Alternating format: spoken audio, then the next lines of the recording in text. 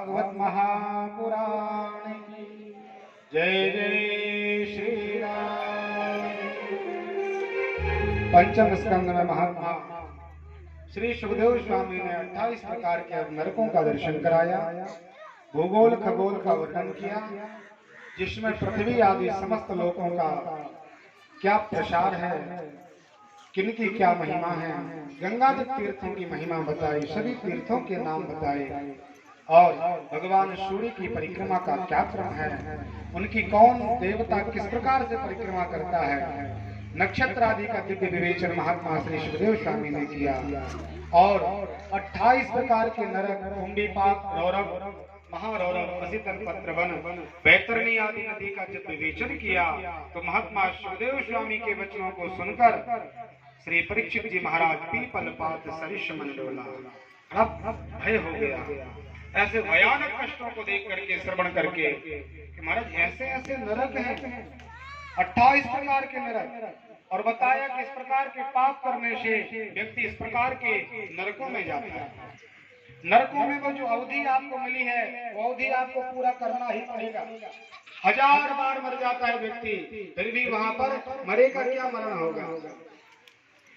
यातना शरीर मिलता है महाराज, अनंत काल निकल जाते हैं और जब वह वहां की यातना पूरी हो जाती है तो फिर पौधा बनना पड़ता है, लता बनना पड़ता है, वृक्ष बनना पड़ता है, फिर 4 पैर वाला बनता है, फिर खर आदि बनता है, फिर गाय आदि बनता है, फिर कभी शूद्र का जन्म मिलता है, उसके बाद वैश्य, फिर क्षत्रिय, फिर ब्राह्मण का। कितना बड़ा लंबा चक्र है महाराज, विचार कर। इतना लंबा चक्कर प्राप्त करके अपन आए हैं, कितनी लंबी दूरी तय करी अपन, और वो सब दूरी अनंत काल में पूरी हुई, एक दिन में पूरी होने वाली नहीं थी। और आज ये अवसर प्राप्त हुआ है, ऐसा सुंदर दिव्य आनंद हमें प्राप्त हुआ भगवान की कृपा से। तो श्री सुखदेव स्वामी ने जब नरकों का वर्णन किया तो परीक्षित जी ने प्रश्न कर दिया, गुरु जी महाराज कोई ना कोई उपाय तो होगा नरकों से बचने के लिए, ऐसा कोई बिल्कुल सरल और ऐसा बिल्कुल छोटा सा उपाय बताइए जो तत्काल नरकों से बचाने का कार्य करे। बड़े बड़े नरकों से बचाने की सामर्थ्य किसमें है?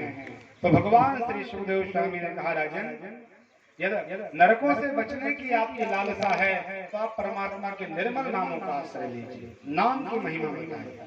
नाम संकीर्तनम यस्य सर्व पाप प्रणाशनम, सभी प्रकार के पापों को धोने के लिए भगवान के नाम से बड़ी कोई वस्तु नहीं। तो सुखदेव स्वामी के वचनों पर थोड़ा सा संदेह हुआ कि महाराज जी देखिए, इतना बड़े सभी कार्यों को छोड़कर केवल भगवान के नाम से नरकों से कैसे बच सकते हैं, कोई बचा है क्या?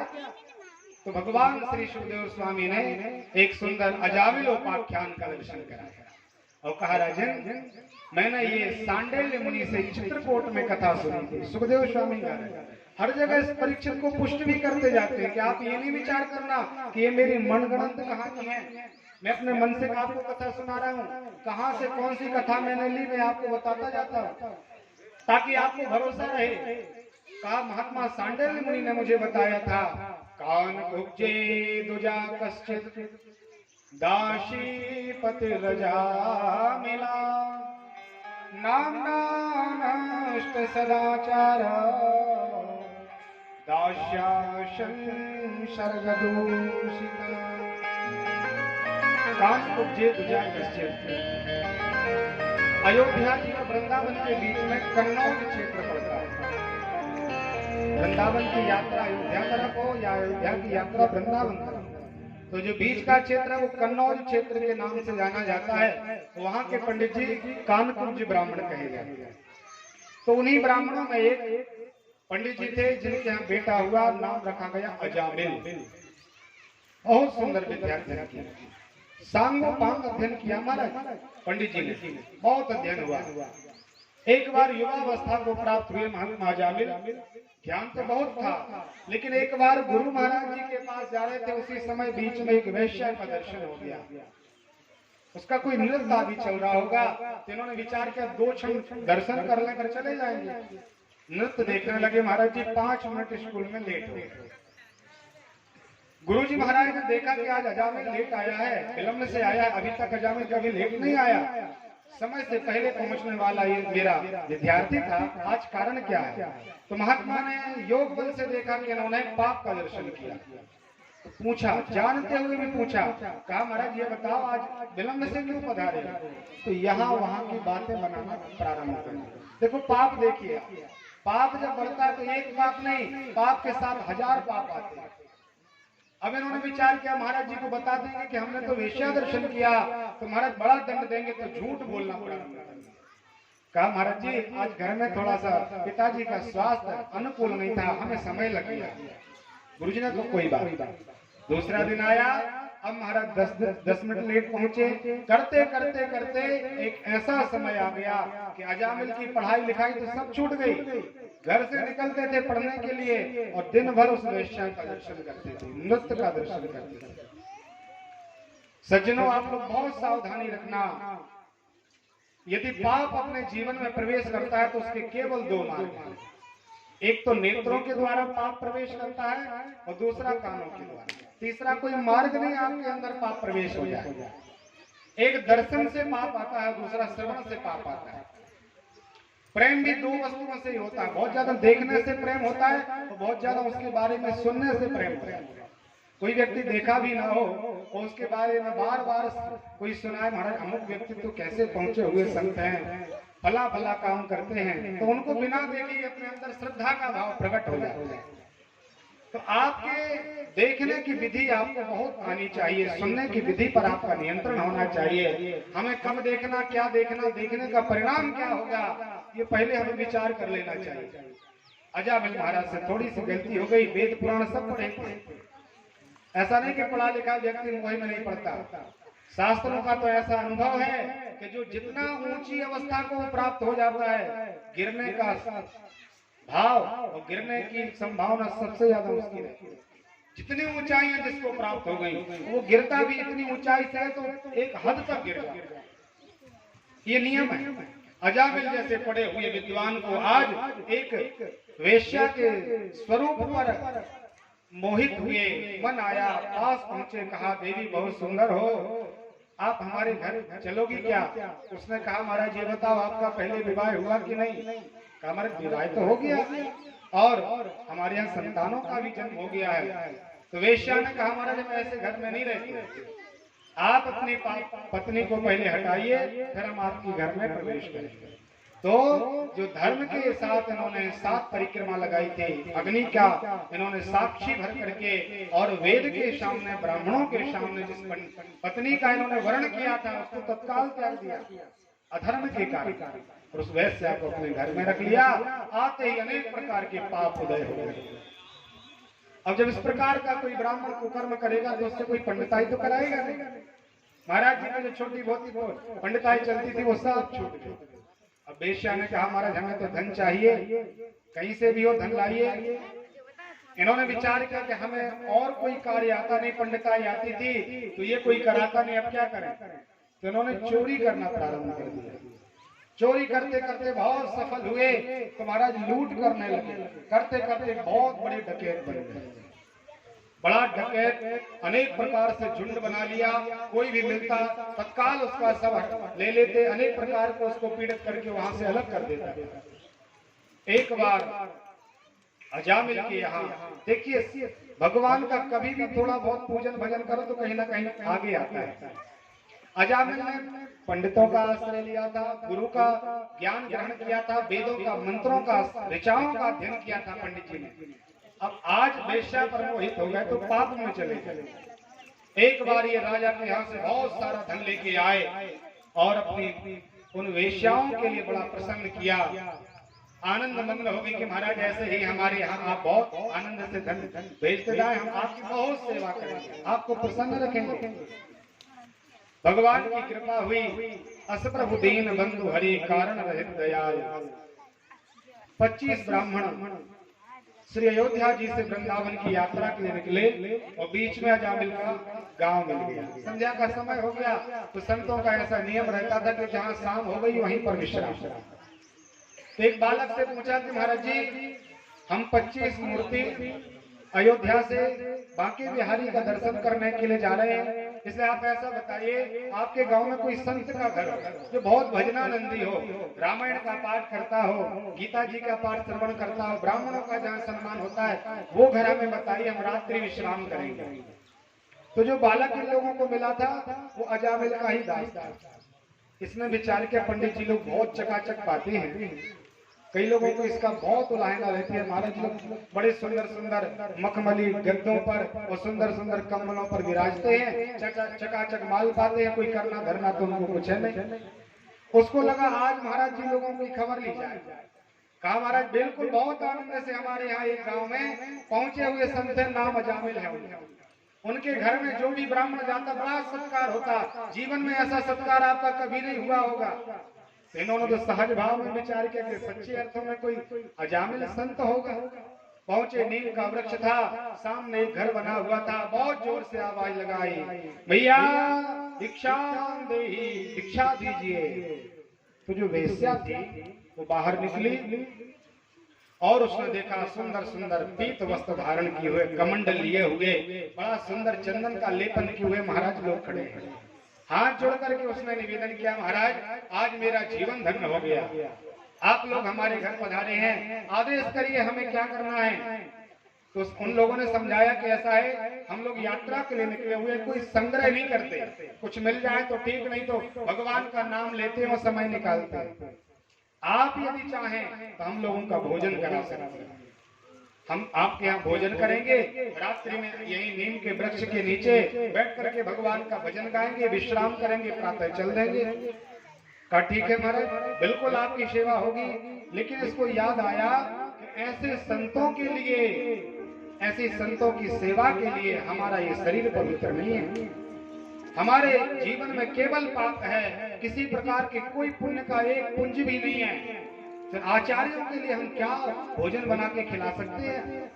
हाथ जोड़ के कहने लगी, बड़ा आत्मक ग्लानि हुई उसको, और कहने लगी महाराज जी क्षमा कर दीजिए, हमारे जीवन में ऐसे पुण्य नहीं कि हम आपके सुंदर भोजन तैयार करके आपकी क्षुधा और तृषा को पूर्ण करें, आपकी भूख प्यास मिटाएं। पंडित जी लोगों ने कहा ऐसा क्या काम करते हो। उसने सच्चे सच्चे अर्थों में बता दिया कि हम एक वेश्या हैं और हम अनेक प्रकार से पाप कर्म करते हैं। देखिए उद्धार तभी होता है जब बिल्कुल सीधा सीधा बोला। यदि थोड़ा बहुत आपने यहाँ वहाँ मन बना के कुछ मिला उठी करके, कुछ इधर से कुछ उधर से जोड़ के बोला तो भगवान प्रसन्न नहीं होते। बिल्कुल सीधा सीधा बोल दो, भगवान तत्काल उद्धार कर देते। भगवान कहते हैं कि देखिए आप जैसे हैं वैसे हमारे पास चले आइए, तो मुझे कोई गिलानी नहीं है कि आप पाप करते हैं। निर्मल मन जन सोम ही पावा, मोह कपट छल छिद्र न भावा। हनुमान जी महाराज एक बार, आप लोग कथा जानते हैं, किष्किंधा कांड की कथा है, बड़ी सुंदर कथा। सुग्रीव को समाचार हुआ कि कोई दो क्षत्रिय वीर आए हैं और मुझे तो लगता है कि बाली ने मुझे मारने के लिए भेजा है। तो सुग्रीव ने कहा महाराज जी आप समाचार लेके आइए। तो हनुमान जी चाहते तो सीधे चले जाते, जैसे हनुमान जी वानर रूप में थे, लेकिन हनुमान जी महाराज ने विप्र रूप धारण किया। विप्र रूप धर कपिता गयो माथ नाय छत अस भई। एक तो विप्र ब्राह्मण का स्वरूप था, पंडित जी किसी को प्रणाम नहीं करते हो पद के, और ब्राह्मण का वेश बनाया है और माथ नाय सिर प्रणाम कर रहे नीचे, और कह रहे हैं महाराज को तुम श्यामल गौर शरीरा, क्षत्रिय रूप है ब्राह्मण और क्षत्रिय को प्रणाम कर रहे, क्षत्रिय रूप फिरा मनवीरा। महाराज क्यों आप ऐसे यहाँ पर विचरण कर रहे हैं, आप कौन है। कठिन भूमि कोमल पथगामी, कवन हेतु वन विचरहि स्वामी। महाराज ये भूमि बहुत कठिन और कठोर है, आपका पद चिन्ह कमल के समान है, और ऐसे सुंदर कमल चिन्हों के द्वारा आप जंगल में भ्रमण कर रहे हैं। महाराज कौन हो आप। मृदुल मनोहर सुंदर गाता, सहज दुसह बन आदत बाता, की तुम तीन देव में कोई, नर नारायण की तुम दोई। कितना महात्मा ब्राह्मण रूप में हनुमान जी भगवान की वर्णन और स्तुति करते जा रहे हैं। कौन हो महाराज, तीनों देवताओं में हो कोई, नर या नारायण हो आप, की तुम अखल भुवनपति, कोई अखल कोटि ब्रह्मांड आदि नायक ब्रह्म तो नहीं है आप। बहुत कहने पर भी भगवान ने कुछ नहीं कहा। भगवान विचार कर रहे हैं कि देखिए हनुमान जी जल्दी से आप लोग मिटा लो, मुझे अच्छा नहीं लगता। और ये व्यवहार की बात भी है। जैसे किसी व्यक्ति के प्रति आपको पता चल जाए कि अमुक व्यक्ति हमारी पीठ के पीछे हमें गालियां देता है, हमारी बहुत कटाई करता है, और सामने आकर के राम राम महाराज जी प्रणाम हो, तो उसका प्रणाम आपको बहुत चुभता है, बहुत कष्टप्रद होता है, और लगता है कि तुम तो हमसे बात मत करो, क्योंकि आपको पता है कि आज हमारे सामने तो प्रणाम कर रहे हो और फिर पीठ पीछे आप हमारी बुराई करते हो, गालियां देते हो। यही व्यवहार भगवान को पसंद है। भगवान से कोई छुपा नहीं है। और जब यहाँ की ईर्षा, वहाँ का कपट, ये द्वेष, माता पिता से अनेक प्रकार का वैर, भाइयों से द्वेष, गुरु का कोई आदेश का पालन नहीं, ऐसे पापों को करके जब हम तुम्हें माता से पिता तुम्हें आदि करते हैं, तो भगवान कहते हैं महाराज जल्दी हमारे सामने से हट जाइए, मुझे बिल्कुल अच्छा नहीं लगता। और जितना भजन करोगे उतना उल्टा होगा, ये नियम है। यदि आप निर्मल भाव से परमात्मा का एक बार नाम ले दें और नाम भी ना लें, भगवान कहते हैं, तब भी हम आपसे प्रसन्न हैं। और हजारों बार नाम ले दो, हजारों बार आप किसी प्रकार का आयोजन कर लो, और यदि कपटपूर्ण व्यवहार करके मेरे पास आओगे तो मुझे तो आपसे गिलानी होगी, बड़ा ऐसा लगेगा कभी ये हमारे सामने से हट जाएगा। इतना सब स्तुति करने पर भी भगवान हनुमान जी के ऊपर प्रसन्न नहीं हुए और विचार करते कि हनुमान जी जल्दी से भेष बदल लें और हम इनको हृदय से लगा लिए तो मेरा भक्त है। बार बार कहने पर भी हनुमान जी ने जब रूप नहीं मिटाया तो भगवान ने भी कह दिया महाराज आप कहते हो कौन हो, तो मैं अपना परिचय देता हूँ। भगवान का परिचय देखिए, भगवान ने कभी नहीं कहा कि हम इधर के ये है कि वो है।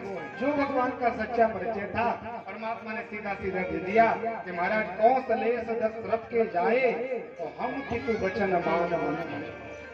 हम अभी राम, कौशल्या और भगवान चक्रवर्ती दशरथ जी के बेटे हैं। हमारा नाम राम और लक्ष्मण है। हमारे साथ एक स्त्री थी, ताई हरि निश्चर वैदे। हे पंडित जी, एक किसी राक्षस ने हमारी उस स्त्री का हरण कर लिया, उसी को हम खोजते हुए यहाँ वहाँ घूम रहे हैं। सीधा सीधा परिचय भगवान ने अपना दे दिया। अब हनुमान जी महाराज पहुंचे, बिल्कुल पहचान गए कि ये तो बिल्कुल परमात्मा ही है, नारायण ही है, हमारे स्वामी है। तो बार बार हनुमान जी प्रणाम कर रहे, बार बार भगवान के चरणों में प्रणतिपात किया। एक मन में मोह बस कुटिल हृदय अज्ञान, और प्रभु पुनि मुहि न विसारियो दीन बंधु भगवान। हनुमान जी बार बार गिड़गिड़ा रहे कि महाराज जी हम बहुत मूर्ख हैं, हमारे ऊपर कृपा कीजिए।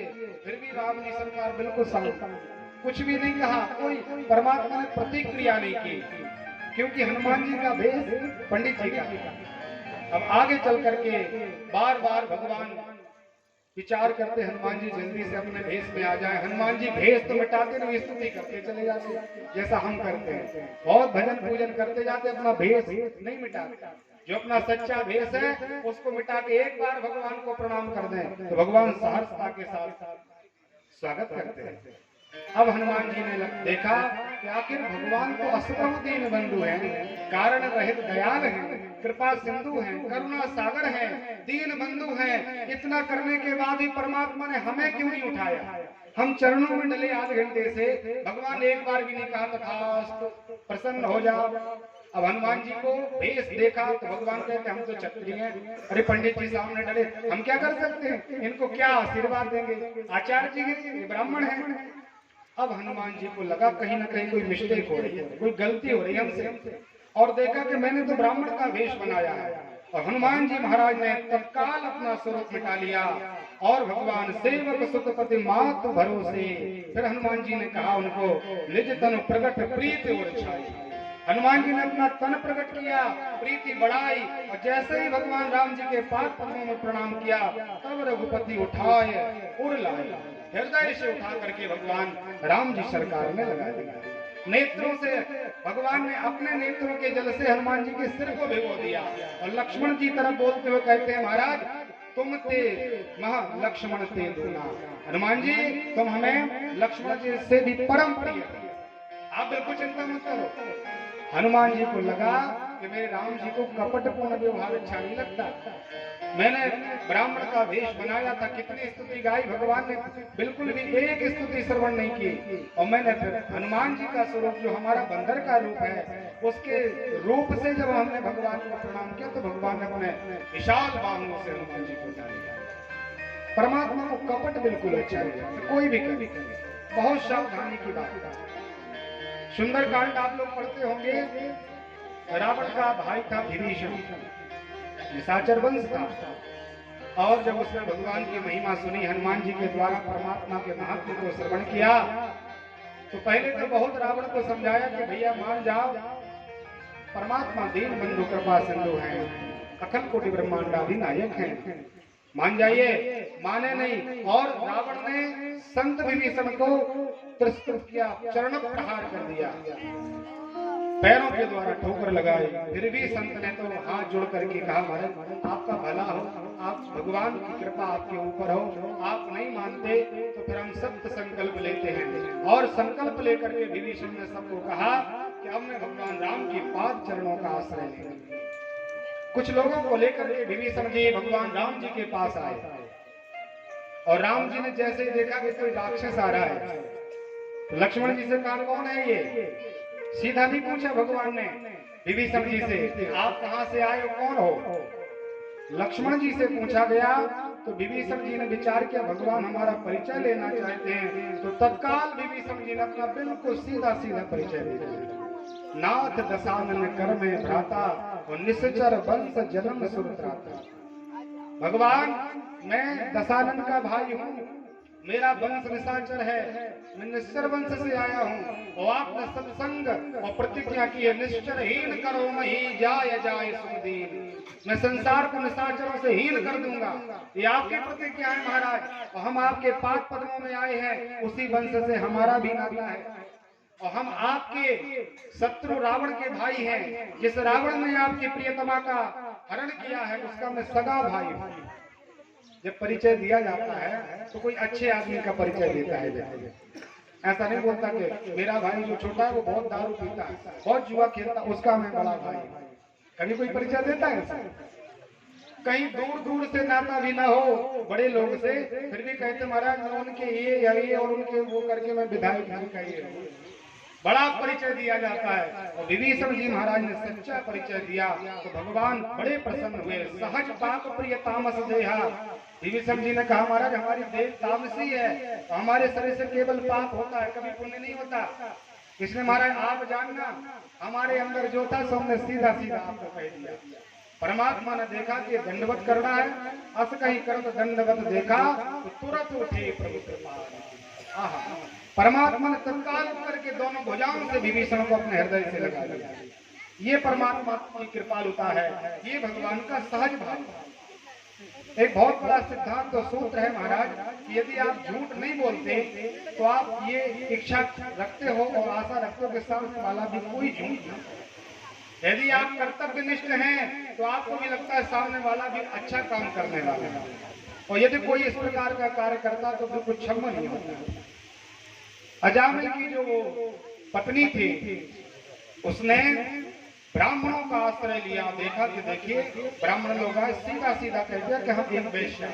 वो चाहती तो कह देती महाराज हम तो एक अजामिल की पत्नी है, हम ब्राह्मण की पत्नी है और आप हमारे यहाँ तो भोजन कर ही सकते हो, लेकिन उसने कहा अजामिल अलग बात है, मैं तो एक वेश्या हूँ।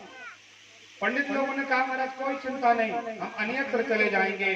तो उस वेश्या ने कहा महाराज मैंने शास्त्रों में सुना है कि यदि सूखा सूखा भोजन दिया जाए जिसे अपन सीधा कहते हैं अन्नदान, और वह अन्न किसी का भी ब्राह्मण ले सकता है, स्वयं पाकी होना चाहिए। यदि कोई ब्राह्मण स्वयं पाकी है, स्वयं अपने हाथों से भोजन बना के पाता है, तो संसार का कैसा भी अन्न उसके पास आ गया हो, उस अन्न का ऐसा सामर्थ्य नहीं कि उस ब्राह्मण के अंदर दोष प्रकट कर दे। तो ब्राह्मण ने कहा चिंता नहीं है, आप सूखा सूखा भोजन रख दो, हम लोग स्वयं भोजन तैयार करेंगे, पालेंगे। 25 ब्राह्मणों ने सुंदर भोजन तैयार किया और आनंद के साथ भोजन भगवान नारायण को समर्पित किया, स्वयं भोग लगाया और भगवान का स्मरण प्रारंभ किया। हरि शरणं हरे शरणं हरे शरणं हरे शरणं हरे शरणं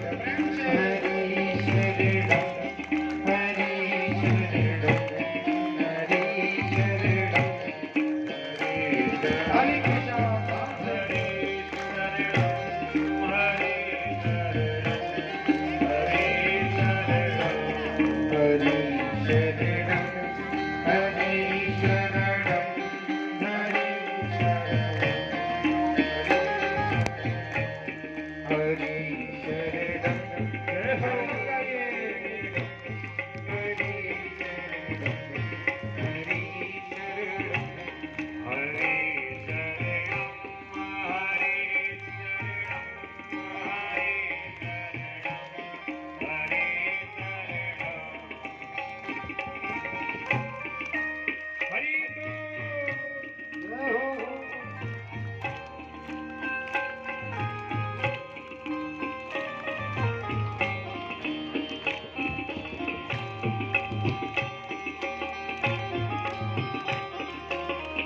हो।